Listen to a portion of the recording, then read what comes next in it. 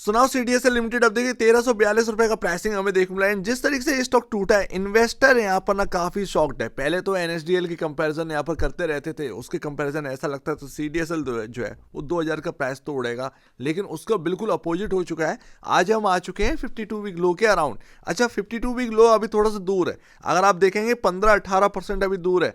High this is Dev and watch traders Harry, but है क्या है कि सीडीएसएल हुआ या कैपिटल मार्केट की जो स्टॉक्स हुए हैं उनमें कहीं ना कहीं एक बड़ा प्रॉब्लम सा देखने को मिल रहा है। हम ऑफकोर्स हम जानते हैं कि जो सेक्टोरियल गिरावट जो है वो मार्केट के अंदर देखने को मिली है, जैसे कि ईएमएस स्पेस, तो पूरा ईएमएस स्पेस के अंदर प्रॉब्लम देखने को मिली। अब मतलब जहां पर भी हाई वैल्यूएशन आपको थोड़ा बहुत देखने को मिलती है या अर्निंग्स उसके बराबर नहीं देखने को मिलती है, वो सेक्टर जो है उनके स्टॉक्स जो है वो टूटने लगते हैं, सेक्टोरियल गिरावट्स आ रही हैं।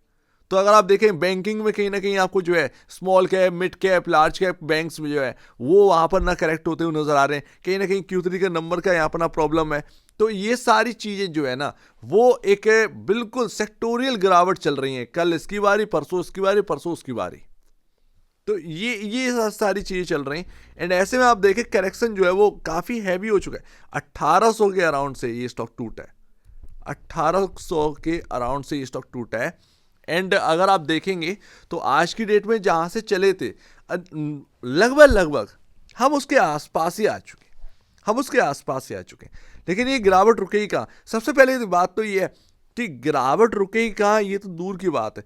1400, 1420 ये बहुत बड़े जो रेजिस्टेंस है वो यहाँ पर बन चुके हैं पूरा, क्योंकि हम एक देखिएगा कि यहाँ पर ना हम कंसोलिडेट कर रहे थे, हम 1400, 1420 के ऊपर ही यहाँ पर ना रहते थे, हमने उसको तोड़ा नहीं था, हम तोड़ कर एकदम से नीचे आ गए। बहुत ज़्यादा यहाँ पर समझने की कोशिश करेंगे तो यहाँ पर ध्यान रखिएगा, एक जो रेंज थी 1400 और 1438 रुपए की एक्चुअल बेसिस पर, नॉट 1420 या ये सब वगैरह वगैरह, मैं सिर्फ बता रहा हूँ आपका रेंज एक्चुअल बेसिस पर था 1438 रुपए, राउंड फिगर में 1400 रुपए और 1440 रुपए।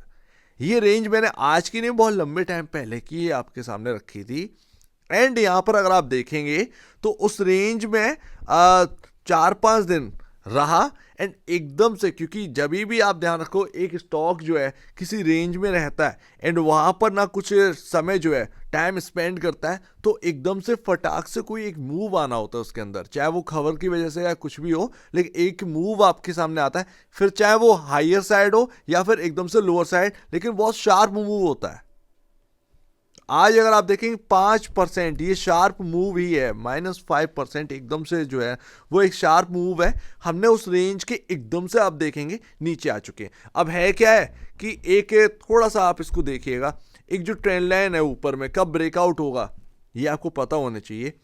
एक जो ट्रेंड लाइन है टॉप से अगर आप ड्रॉ करेंगे कुछ इस तरीके की निकलेगी, जब तक ये लाइन ब्रेक नहीं होती तब तक आपके सामने ब्रेकआउट नहीं देखने को मिलेगा। एक बड़ा ब्रेकआउट तो नहीं हो सकता, पॉसिबिलिटी आपके सामने ये सामने देखने को मिल रही है। नीचे में क्या है, नीचे में जो आपके सपोर्टिव रेंज है, एक रेंज तो गई, एक रेंज गई, अब वो एक रेजिस्टेंस की तरह काम भी करेगी। ध्यान रखिए 1400 1440 जो है वो एक रेजिस्टेंस की तरह काम करेगा, ये रेंज रेजिस्टेंस की तरह काम करेगी। आप वापस उधर जाओगे एकदम से सेलिंग आ सकती है।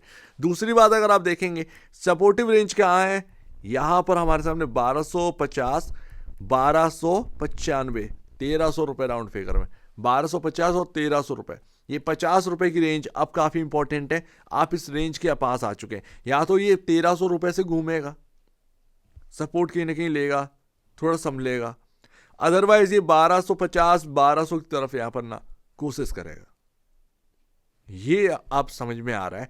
लेकिन क्या होगा कि अगर इस रेंज के नीचे भी आ गए तो फिर बचा क्या, फिर उसमें पूछना क्या? सीधी सी बात है, कहानी बिल्कुल एक साफ है, स्टॉक टिक नहीं पा रहे हैं, साफ सी बात है। अब है क्या, अच्छा वक्त क्या था बेचने का? अच्छा वक्त तो वो निकल चुका है। वो ट्रेंड लाइन के आसपास जब आया था वहां से जब सेलिंग आई वही एक समय था इसके अंदर एग्जिट का। आज की डेट में वो 1600 और 1341 रुपए में ये काफी बड़ा डिफरेंस आ चुके, तो हमने एक मोटा रकम जो है वो खो दिया है, वो एग्जिट का टाइम निकल गया। बात यहां पर ये समझ में आ रही है। उसके बाद आप आ जाओ लाइन चार्ट में, लाइन चार्ट में बखूबी आप इस बात को समझ सकते हैं। ये आपके सामने आराम से देखिएगा, ये रही वो रेंज जिसे हम तोड़ चुके हैं, ये रही वो रेंज जो हमें कहीं ना कहीं सपोर्ट कर सकती है। लेट्स सी देखते हैं, आप बिल्कुल बीचों बीच आ चुके हैं भाई। तो यहाँ पर ना कहानी यहाँ पर ये लग रही है। बाकी शेयर होल्डिंग पैटर्न ठीक ठाक था इस क्वार्टर का, Q3 का जो शेयर होल्डिंग पैटर्न है वो ठीक ठाक था।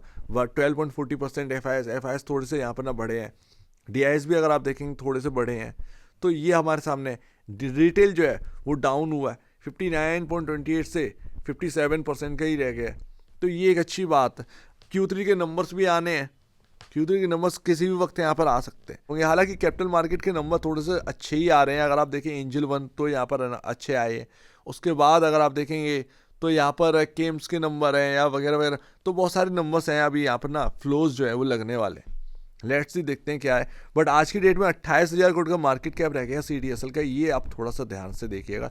16 टाइम का प्राइस टू बुक वैल्यू, क्या मुझे यहाँ पर ना बाई करना चाहिए? थोड़ा सा वेट करिएगा, चाहे आपको बाई करना हो या फिर आपको एवरेज करना हो। अगर आपको बाई करना है तो भाई सीधी सी बात स्प्लिट में करिएगा, टुकड़ों में करिएगा।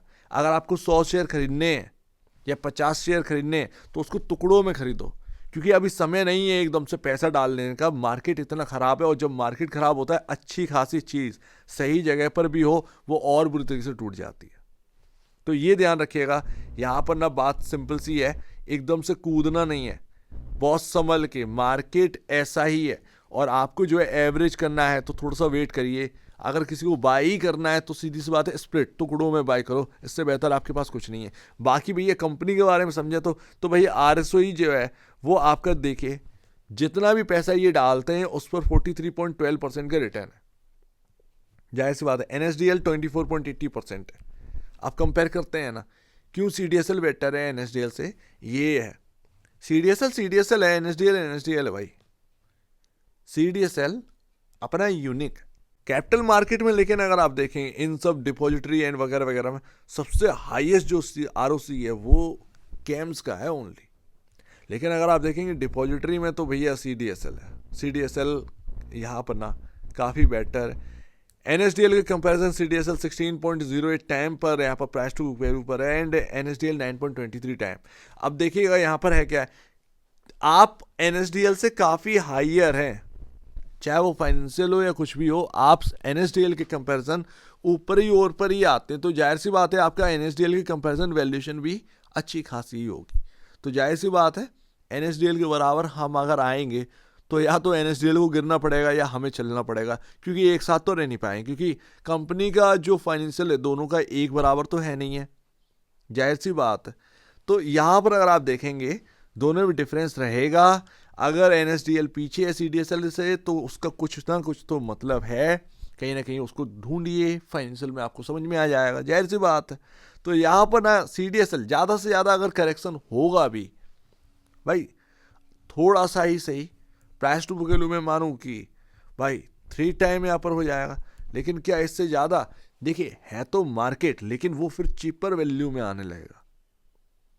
क्या होता है कि मार्केट में जब भी ऐसे हैवी करेक्शन आते हैं जिनकी वजह से अच्छे स्टॉक भी पिसते हैं तो उनमें सेल लगी हुई है, तो जाहिर सी बात है उनमें जो है ना मौका उठाना चाहिए। चलते हुए शेयर्स में तो सब पोजीशन बनाते हैं, लेकिन ऐसे टाइम में बनाओ जब यहाँ पर ना कोई हाथ ना लगा रहा हो, तो वो अगले 5 साल 4 साल में ऐसा पैसा बनाकर देते हैं कि भाई पूछो मत। फिर लोग उसका देखते हैं कि अगर यार मैं उस वक्त खरीद लेता ना तो 3 साल में इतना बड़ा पैसा बन जाता।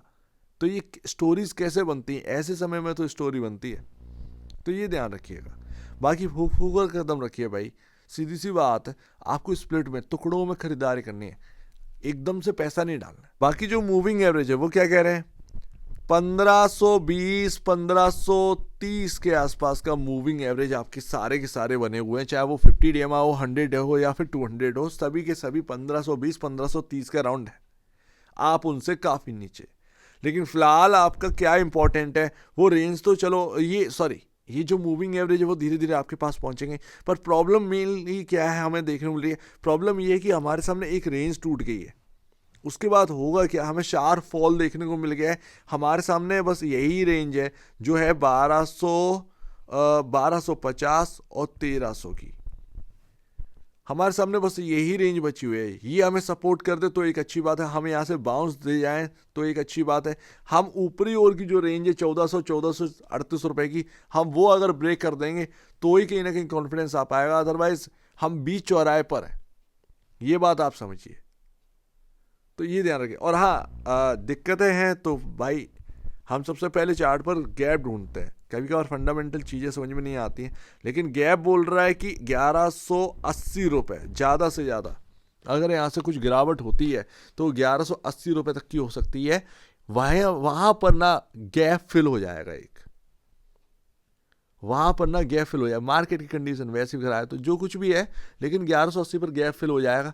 लेकिन ये देखिएगा कि क्या मतलब देखिए, सीधी सी बात है, अभी मुझे नहीं पता, आपको भी नहीं पता कि ये निफ्टी किधर की तरफ जाने वाला है। क्या निफ्टी के अंदर 30% का करेक्शन आने वाला है? क्या आपको पता है? क्या मुझे पता है? नहीं पता ना। हमारे सामने जो डेली बेसिस पर होगा हम उससे ही एक अनुमान लगा सकते हैं। तो अभी हम एकदम से कुछ भी सीडीएसएल के अंदर आपको कि अनुमान लगा लो, नहीं, ऐसा नहीं कर सकते ना। लेकिन हाँ, क्वार्टरली नंबर आने दीजिए, उसके बाद वैल्यूएशन में क्या कंफर्ट आ रहा है, फाइनेंशियल इंडिकेटर्स में क्या कंफर्ट आ रहा है, ये काफ़ी इंपॉर्टेंट है। आपके सामने बहुत सारी चीज़ें हैं, उसके बाद ये इतना नीचे आ गया, नंबर अच्छे आ गए, तो वो वैल्यूएशन में और कंफर्ट आ जाएगा। तो होगा क्या, ये आपका स्टॉक जो है वो एकदम से आपके सामने चीपर वैल्यू पर देखने लगेगा कि हाँ, स्टॉक अब काफ़ी चीप हो चुका है, चीप वैल्यूएशन पर है, माफ़ करिएगा, चीप वैल्यूएशन पर है। तो ये बात है, अभी एकदम से प्रिडिक्ट करना काफ़ी मुश्किल है। जैसे आज का जो मार्केट है वो प्रिडिक्ट करना काफ़ी इम्पॉसिबल जैसा था, एकदम से फॉल आना, एकदम से इतना सब कुछ हो जाना, वैसे ही मार्केट है। मार्केट जब इस तरीके का होता है आप प्रिडिक्ट नहीं कर सकते किसी स्टॉक में। लेकिन बस ये है, Q3 के नंबर्स जो हैं जैसे आ रहे हैं उनको काउंट करिए, देखते हैं कि कैसा निकलता है, उसके बाद डिस्कस करते हैं। लेकिन फिलहाल आप ये रेंजेस जो है इनका ध्यान रखिए।